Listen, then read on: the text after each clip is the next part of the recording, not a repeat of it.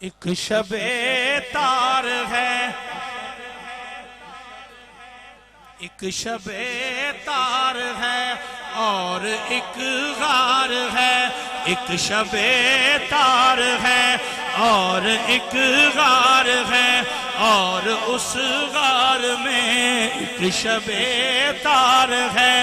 اور ایک غار ہے، اور اس غار میں ایک سچا ہے اور ایک سچائی ہے۔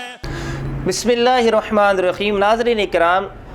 علامہ ابو زکریا یحییٰ بن شرف نووی وہ تاریخ الخلفاء کے حوالے سے نقل کرتے ہیں کہ آپ کا شمار حضرت ابوبکر صدیق کا زمانہ جاہلیت میں رؤسائے قریش میں ہوتا تھا، یعنی آپ قریش کے لوگوں میں سے ایک بڑے معتبر اور امیر گھرانے سے تعلق رکھتے تھے، اور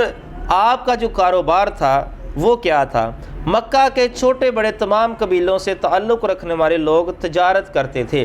حضرت سیدنا ابوبکر صدیق رضی اللہ تعالیٰ جب جوان ہوئے تو آپ نے بھی کپڑے کی تجارت شروع کی، اور اپنے اعلیٰ اخلاق، صاف گفتگو، زبان کی سچائی اور ایمانداری سے آپ نے بے حد نفع حاصل کیا، اور تھوڑے ہی عرصے میں آپ کا شمار مکہ کے معروف تاجروں میں ہونے لگا۔ سید المبلغین رحمۃ للعالمین کے عہد مبارک میں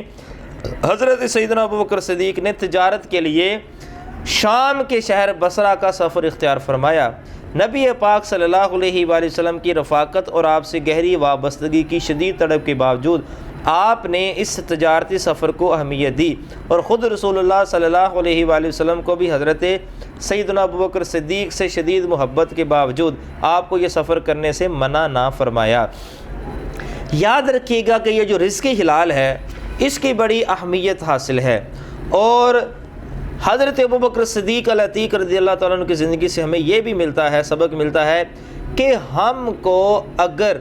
تجارت کرنی ہے تو اس کے اندر ایمانداری کو لازم طور پر رکھنا ہے، اور ہمیشہ رزق حلال کمانے کی کوشش کرنی ہے۔ نبی پاک صلی اللہ علیہ وآلہ وسلم کے چند فرامین جو کہ رزق حلال کے متعلق ہیں، سماعت فرمایا اس کھانے سے بہتر کوئی کھانا نہیں جس کو کسی نے اپنے ہاتھ سے کام کر کے حاصل کیا ہے، اور بے شک اللہ کے نبی حضرت داؤد علیہ السلام اپنے ہاتھ سے کما کر کھاتے تھے۔ نمبر 2، حضور علیہ السلام نے ارشاد فرمایا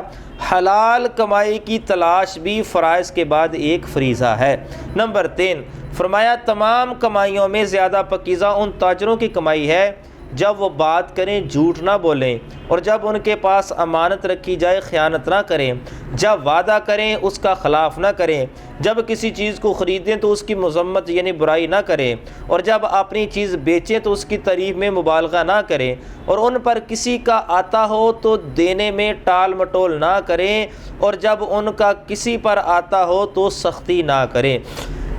ناظرین کرام، حضرت سیدنا ابوبکر صدیق رضی اللہ تعالیٰ نے ایک تاجر پیشہ اور کاروباری آدمی تھے۔ کاروباری لوگ عموماً گفتگو میں بہت محتاط ہوتے ہیں،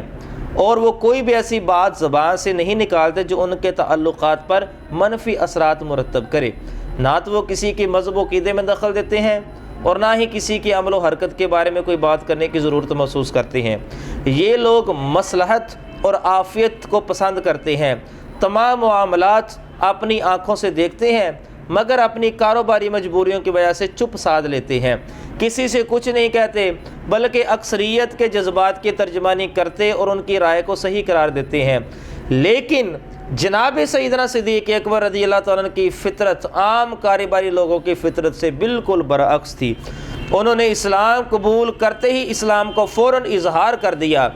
بلکہ اسلام کی تبلیغ اور اشاعت کو اپنا اولین فریضہ سمجھ کر اپنے تاجر بھائیوں کو اسلام کے فوائد سے مطلع کرنا شروع کر دیا۔ خود تو اسلام قبول کیا، لیکن جو آپ کے ساتھ کاروبار کرنے والے تھے ان کو بھی آپ نے اسلام کی دعوت دی۔ چنانچہ جس دن اسلام لائے اسی دن حضرت سیدنا عثمان بن عفان، حضرت سیدنا طلحہ، حضرت سیدنا زبیر، حضرت سیدنا سعد بن ابی وقاص کو اسلام کی دعوت پیش فرمائی اور انہیں اسلام میں داخل فرمایا۔ دوسرے دن حضرت سیدنا عثمان بن مظعون، حضرت سیدنا ابو عبیدہ بن جراح، حضرت سیدنا عبد الرحمن بن عوف حضرت سیدنا ابو سلمہ اور حضرت سیدنا ارقم بن ابی الارقم کو بھی داخل اسلام کیا۔ گویا آپ نے جیسے ہی اسلام قبول کیا آپ کو دنیاوی تجارت سے زیادہ دینی تجارت میں نفع زیادہ نظر آتا تھا، اسی لیے کہتے ہیں تاجر ہو تو آپ جیسا۔